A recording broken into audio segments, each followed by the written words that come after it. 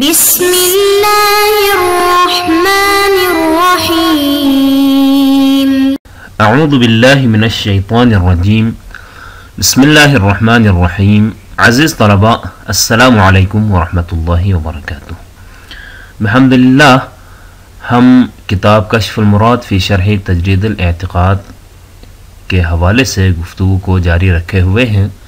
اس حوالے سے آج ہمارا 22واں درس ہے اور اس سے پہلے ہم اللہ تعالیٰ کی ذات کا اس بات اور اس کے بعد اللہ تعالیٰ کی صفات کے حوالے سے ہم گفتگو کر چکے ہیں، اب بھی یہ سلسلہ جاری ہے۔ آج اللہ تعالیٰ کی صفات میں سے ایک صفت یہ کہ اللہ تعالیٰ کسی چیز سے مرکب نہیں ہے، اللہ تعالیٰ کی ذات کسی سے مرکب نہیں ہے۔ اس بات کو ہم آج ثابت کرنے کی کوشش کریں گے۔ قال والترکیب بمعانیہ، یہ بھی سابقہ جملے پر عطف ہے، جس طرح اس سے پہلے والے دروس میں بھی بہت سارے عبارات جو ہے سابقہ جملات پر عطف تھے، اسی طرح یہ جملہ بھی سابقہ جملے ووجوب الواجب يدل على نفی الزائد ہم نے شروع میں کہا تھا، اس پر معطوف ہے۔ لہذا قال خواجہ نے فرمایا والترکیبی بمعانی ہی، اللہ تعالیٰ کا واجب الوجود ہونا اس بات کی نفی پر بھی دلالت کرتا ہے کہ ترکیب اور مرکب ہونا ہر حوالے سے، ترکیب اور مرکب کے جو بھی معنی آپ بیان کرتے ہیں ان تمام معنوں میں اللہ تعالیٰ کا مرکب ہونے کو بھی نفی کرتا ہے، یعنی اللہ تعالیٰ کا واجب الوجود ہونا اس کا مرکب ہونے کو بھی نفی کرتا ہے۔ اللہ تعالیٰ واجب الوجود ہے، یہی واجب الوجود ہونا ہی اس بات پر بھی دلالت کرتا ہے کہ اللہ تعالیٰ کسی چیز سے مرکب نہیں ہے۔ اللہ تعالیٰ واجب الوجود ہے، اس لیے وہ مختلف اجزاء سے مرکب نہیں ہوا، نہ ہی اسے مختلف اجزاء میں تقسیم کیا جا سکتا ہے۔ یعنی مرکب ہم کہتے ہیں اس چیز کو ہے جو مختلف اجزاء سے مل کر بنا ہو، یا اگر اس کو کھولنا چاہے تو اس کو مختلف اجزاء میں کھول کر دکھا سکتے ہیں۔ مثلا آپ کے سامنے کوئی بھی چیز ہے، آپ میز رکھتے ہیں، مثلا آپ کے سامنے میز ہے، میز ایک مرکب چیز ہے، اس میں آپ نے لکڑی استعمال کی ہوگی اور اس میں آپ نے میخیں استعمال کی ہوگی، اس میں ممکن ہے آپ نے گلاس استعمال کیے ہوں گے، مختلف چیزوں سے ملا کر آپ نے ایک خوبصورت شکل آپ نے میز کو دی ہے۔ اسی طرح اگر آپ اس کو کھولنا چاہیں تو مختلف اجزاء میں آپ اس کو تقسیم کر سکتے ہیں، وہ مرکب ہوتا ہے۔ جبکہ اللہ تعالیٰ کسی چیز سے ترکیب شدہ نہیں ہے، اللہ تعالیٰ مختلف اجزاء سے بنا ہوا بھی نہیں ہے اور نہ ہی اللہ تعالیٰ کو مختلف اجزاء میں تقسیم کر سکتے ہیں۔ یہ اللہ کا ہاتھ، یہ اللہ کا سر، یہ اللہ کا پاؤں، ایسا بھی نہیں کیا جا سکتا ہے۔ یہاں ہم ایک منطقی قضیہ کلیہ سے اس بات کو ثابت کرنے کی کوشش کرتے ہیں، اس کی دلیل ایک منطقی قضیہ کلیہ سے دینے کی ہم کوشش کریں گے کہ ہر مرکب جو ہے اپنے اجزاء کی طرف محتاج ہے۔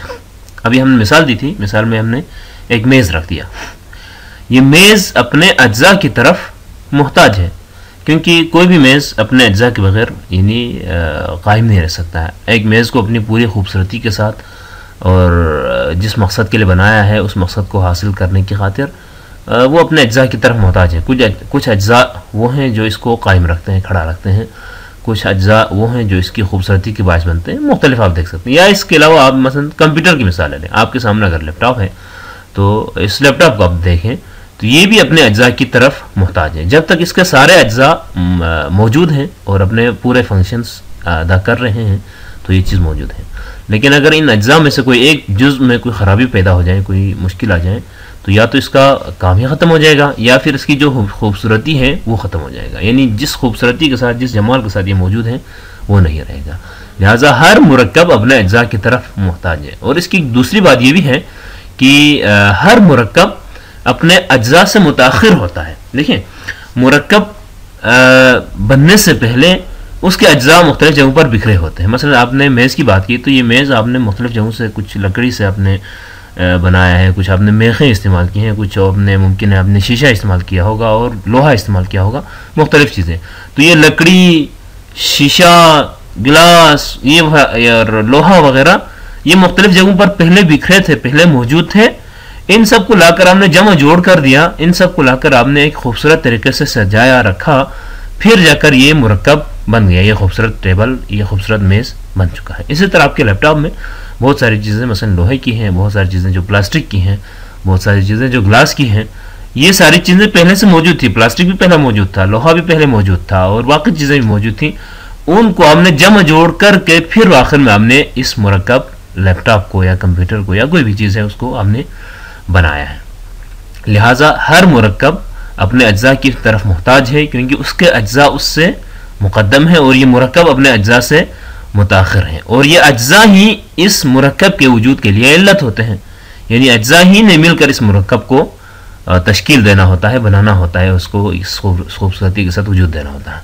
اور مرکب کا ہر جز دوسرے کا مغایر ہوتا ہے. اور یہ بھی دوسری باتیں ہیں کہ ایک مرکب جو جہاں اپنے اجزاء پر محتاج ہے, جہاں اپنے اجزاء سے متاخر ہے, ان کی وجہ سے وجود میں آتا ہے, تو یہ اجزاء خود بھی آپس میں مغایر ہوتے ہیں. مثلا یہ جو لوہا ہے وہ مغایر ہے لکڑی کا, اور جو لکڑی ہے وہ مغایر ہے پلاسٹک کی. یعنی کسی بھی چیز کے اندر جتنے اجزاء ہیں تو ہر جز دوسرے جز کا مغایر ہے, دوسرے کا غیر ہے, دوسرے کے علاوہ ہے. ایون ایک لکڑی بھی ہے تو لکڑی کے بھی مختلف حصے ہیں, اور ایک حصہ دوسرے حصے سے مغایر ہے, ایک حصہ دوسرا حصہ نہیں ہے. لہٰذا اجزاء میں دوئی اور مغایرت اور غیریت ہے. ٹھیک ہے, لہٰذا مرکب اپنے اجزاء کی طرف محتاج ہے, اور اجزاء ہی اس کے وجود کے لیے علت بنتے ہیں, اور ہر جز دوسرے جز سے مختلف ہے, مغایر ہے. یہ قضیہ کلی اس کے حوالے سے یقینی طور پر کہہ سکتا ہے کہ ہر مرکب اپنے اجزاء کی طرف محتاج ہے. یہ ایک صغرا جس کو آپ کہنے ہو گیا.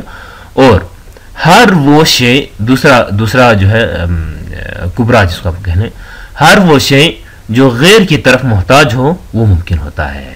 دیکھیں, مرکب اپنے اجزاء کی طرف محتاج ہوتا ہے, یہ اجزاء مرکب کے بھی غیر ہیں اور ایک دوسرے کے بھی غیر ہیں. لہٰذا ہر وہ شے جو غیر کی طرف محتاج ہو, اپنے علاوہ کسی اور کی طرف محتاج ہو, وہ واجب الوجود نہیں رہتا بلکہ وہ ممکن ہوتا ہے, وہ ممکن الوجود ہوتا ہے. بس اگر واجب الوجود اگر واجب تعالی مرکب ہو, اگر آپ اللہ تعالیٰ کو مرکب مانتے ہیں, تو اس کا لازمی نتیجہ یہ ہوگا کہ لازماً وہ ممکن ہوگا. کیونکہ اگر مرکب ہے تو وہ اپنے اجزاء کی طرف محتاج ہیں, اور اجزاء اس کے غیر ہیں, اور اجزاء خود آپس میں بھی ایک دوسرے کے غیر ہیں. لہٰذا آپ کے فرض کی بنا پر اللہ تعالیٰ اجزاء کا محتاج ہوا. جب اللہ کا محتاج ہوا تو وہ اللہ تعالیٰ جو اس کی مرکب ہے اور اپنے اجزاء کا محتاج ہے, وہ واجب الوجود نہیں رہے گا بلکہ ممکن ہونا لازم آتا ہے. اور یہ خلف ہے. جبکہ آپ نے پہلے کہا تھا کہ اللہ تعالیٰ واجب الوجود ہے, جبکہ آپ ثابت کر رہے ہیں کہ اللہ ممکن الوجود ہے.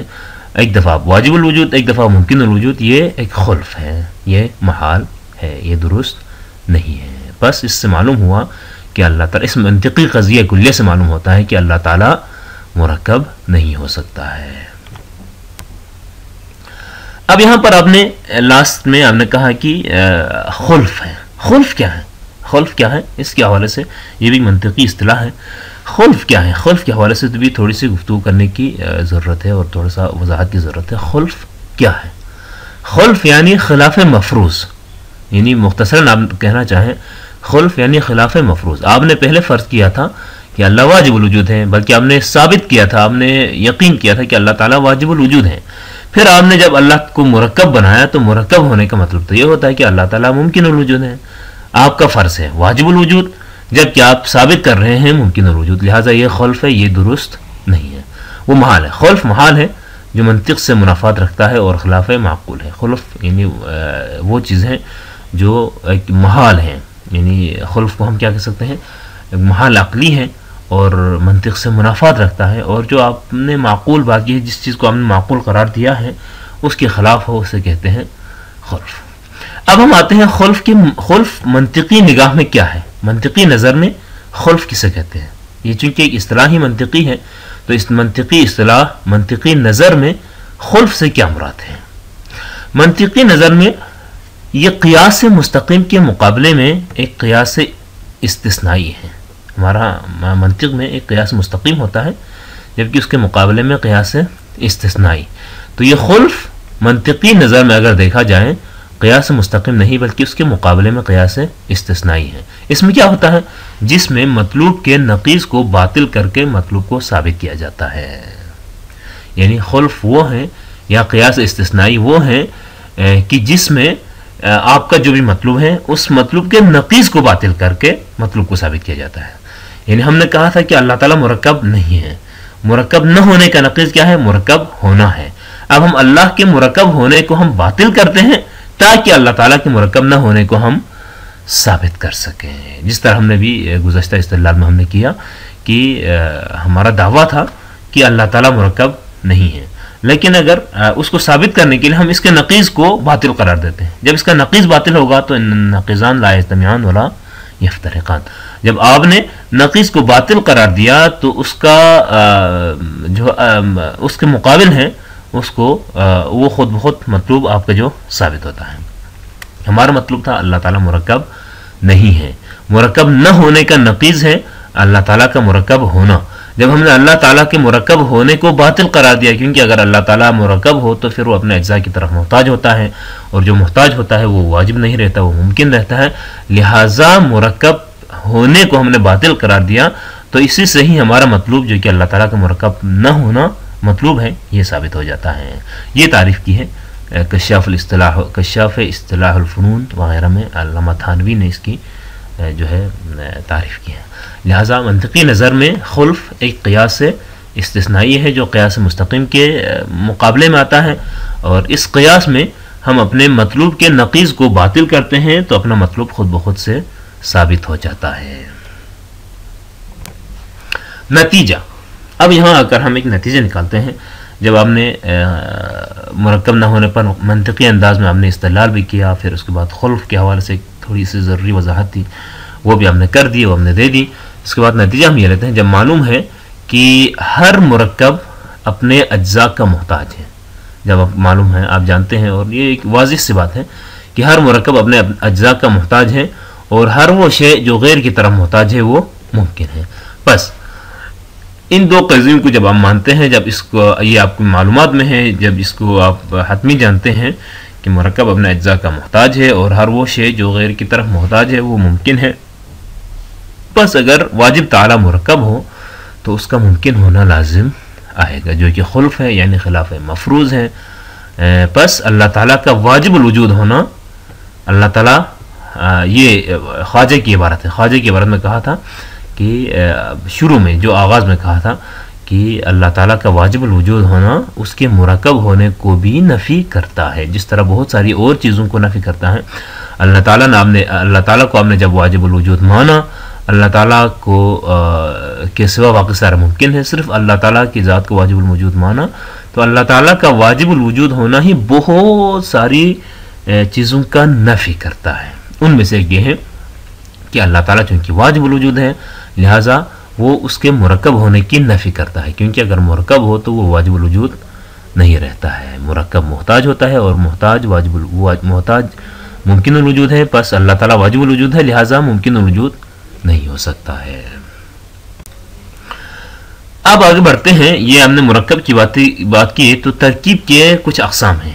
یعنی ایک حقیقت یا ایک ذات یا ایک چیز مختلف چیزوں سے مرکب ہوتی ہے تو ترکیب کے دو اقسام ہیں. ترکیب کے بہت سارے اقسام ہو سکتے ہیں. ان میں سے ایک قسم یہ ہے کہ ترکیب عقلی ہوتی ہے. ترکیب کبھی ترکیب عقلی ہوتی ہے، ٹھیک ہے. عقلاً ہم اس چیز کو مرکب سمجھتے ہیں. جیسے یہ ترکیب جنس و فصل کہلاتی ہے. یہ عقلی جو ترکیب ہے ترکیب جنس و فصل کہلاتی ہے. جنس اور فصل اس کو ہم ترکیب عقلی کہتے ہیں. عقلاً آپ کسی چیز کو مرکب سمجھتے ہیں. عقلی طور پر یہ چیز فلاں سے بنا ہے، فلاں سے بنا ہے، فلاں سے بنا ہے. یہ ایک عقلی ترکیب ہوتی ہے.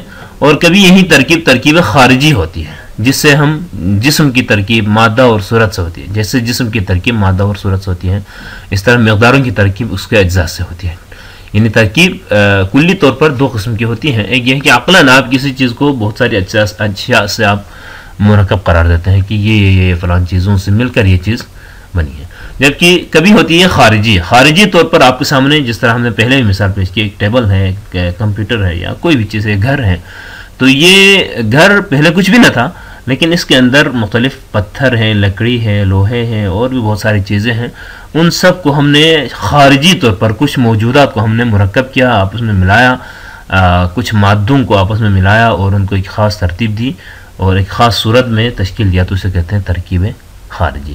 اسی طرح مثلا آپ کے پاس اگر دودھ یا پانی ہے یا اور بھی مثلا آپ چائے بنانا چاہ رہے ہیں تو چائے بنانے کے لیے آپ کو ایک خاص مقدار میں پانی لینا پڑتا ہے، پھر اس خاص مقدار میں دودھ لینا پڑتا ہے، پھر اس کے بعد آپ جو ہے چائے کی پتی لیں گے، پھر مختلف چیزیں، پھر ان سب کو خارجی طور پر کچھ مقداروں کو کچھ چیزوں کو آپ مرکب کر کے آپ چیز بناتے ہیں، اس کو کہتے ہیں ترکیب خارجی۔ اب یہ دو قسم کی ترکیب ہو گئی، تو اللہ تعالیٰ کیا ان تمام قسم کی ترکیبوں سے منزہ ہے، یا ان میں سے عقلی ترکیب ہو سکتی ہے خارجی نہیں ہو سکتی؟ کیا ہے اللہ تعالیٰ کس قسم کی ترکیب سے منزہ ہے، مبرہ ہے؟ اللہ تعالیٰ مرکب، ہم نے کہا کہ اللہ تعالیٰ مرکب نہیں ہے، اللہ تعالیٰ کسی چیز سے ترکیب نہیں ہے، تو کیا عقلی ترکیب سے بھی منزہ ہے؟ فرماتا ہے کہ اللہ تعالیٰ ہر قسم کی ترکیب سے منزہ ہے، خواہ وہ ترکیب عقلی ہو یا ترکیب خارجی ہو، جس طرح کی بھی ترکیب ہو اللہ تعالیٰ ہر قسم کی ترکیب سے منزہ ہے، پاک و پاکیزہ ہے۔ ٹھیک ہے، اللہ تعالیٰ کی یعنی کسی طریقے سے بھی اللہ تعالیٰ کو آپ ذہنی طور پر بھی یا عقلی طور پر بھی اللہ تعالیٰ کو مختلف قوتوں سے، مختلف چیزوں سے مرکب نہیں قرار دے سکتے۔ کیوں؟ کیونکہ تمام مشترک اشیاء اپنے اجزاء کی طرف محتاج ہونے میں مشترک ہیں۔ دیکھیں، آپ ترکیب عقلی ہو یا ترکیب خارجی، ترکیب عقلی ہو یا خارجی ہو، تمام مشترک اشیاء اپنے اجزاء کی طرف محتاج ہونے میں مشترک ہیں۔ دیکھیں، اگر تمام مرکب اجزاء، یہاں پر تمام مرکب اجزاء جو ہیں، تمام مرکب اشیاء اپنے اجزاء کی طرف محتاج ہونے میں مشترک ہیں، یعنی کوئی بھی چیز مرکب، خواہ وہ عقلی ترکیب سے ہو یا خواہ وہ خارجی ترکیب سے ہو، جن چیزوں سے وہ مرکب ہو کر بنی ہیں، تو وہ خارجی اجزاء ہوں یا عقلی اجزاء ہوں، ان تمام کی طرف محتاج ہے، اور محتاج ہونے میں خارجی اور عقلی میں کوئی فرق نہیں، دونوں مشترک ہے۔ لہٰذا واجب تعالیٰ نہ جنس رکھتا ہے، نہ فصل رکھتا ہے، نہ ہی دیگر اجزاء جیسے عقلی و حسی اور جو ہے اجزاء کی مختلف قسمیں مقدار میں ہے، رنگ میں ہے، صورت میں ہے، کسی بھی قسم کی ترکیب اللہ تعالیٰ کے ہاں پائی نہیں جاتی۔ اللہ تعالیٰ ہر قسم کی ترکیب سے پاک و منزہ ہیں۔ اگر کسی بھی قسم کی ترکیب اللہ تعالیٰ کے حق میں آپ فرض کرتے ہیں تو اللہ تعالیٰ ان اجزاء کی طرف محتاج ہونا لازم آئے گا، جو کہ ممکن کی نشانی ہے، واجب الوجود کی نشانی نہیں ہے۔ بس ہم یہاں خلاصہ کر سکتے ہیں، اپنی گفتگو کا خلاصہ کرتے ہوئے ہم یہ کہہ سکتے ہیں کہ اللہ تعالیٰ کا واجب الوجود ہونا اس کے مرکب ہونے کی نفی کرتا ہے۔ اللہ تعالیٰ کو آپ نے جب ایک بار واجب الوجود مان لیا تو اللہ تعالیٰ کا یہی واجب الوجود ہونا ہی اس بات کی دلیل ہے کہ وہ مرکب نہیں ہو سکتا، مرکب ہونے کی نفی کرتا ہے، کیونکہ منطقی اعتبار سے ہمیں معلوم ہے کہ ہر مرکب اپنے اجزاء کا محتاج ہے، یعنی کوئی مرکب ایسا نہیں ہے جو اپنے اجزاء کی طرف محتاج نہ ہو، اجزاء سے بنا ہوا بھی ہو پھر اجزاء کی طرف محتاج بھی نہ ہو، ایسا نہیں ہو سکتا ہے۔ ہر مرکب اپنے اجزاء کی طرف محتاج ہے، اور ہر وہ شے جو غیر کی طرف محتاج ہے وہ واجب نہیں رہتا بلکہ وہ ممکن ہے۔ بس اگر واجب الوجود واجب تعالی مرکب ہو تو اس کا ممکن ہونا لازم آئے گا، جو کہ خلف یعنی ہمارے مفروض کے خلاف ہے۔ بس اللہ تعالیٰ کا واجب الوجود ہونا ہی اس کا مرکب ہونے کی نفی کرتا ہے، اور نتیجتاً ہم یوں کہہ سکتے ہیں کہ اللہ تعالیٰ ہر قسم کی عقلی و حسی تراکیب سے پاک و منزہ ہے، کسی قسم کی ترکیب اللہ تعالیٰ میں پائی نہیں جاتی ہے۔ امید ہے یہاں تک ہم نے آج کے اس گفتگو کا خلاصے میں ہم نے یہی کہہ دیا اور اللہ تعالیٰ کے مرکب نہ ہونے کو ثابت کرنے کی کوشش کی۔ انشاءاللہ تعالیٰ ہمارے طلباء عزیز اس حوالے سے کسی قسم کے مزید اشکال یا سوال کے دوچار نہیں ہوں گے۔ والسلام علیکم ورحمۃ اللہ وبرکاتہ۔